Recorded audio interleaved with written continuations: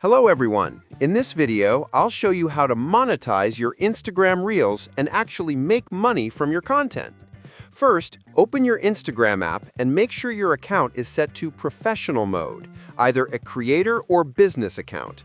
You can switch by going to Settings, Account, and tapping Switch to Professional Account. Once that's done, head to your professional dashboard and look for Monetization Tools. Depending on your region, you may see options like Reels bonuses, gifts, or ads on Reels. For Reels bonuses, Instagram pays you directly for the number of views your Reels get, but this program is invite-only in many countries.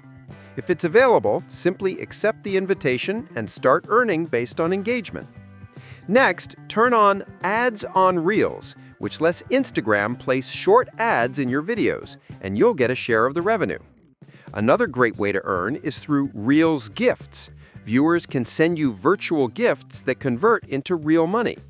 You can also collaborate with brands and promote products using paid partnerships or affiliate links in your captions.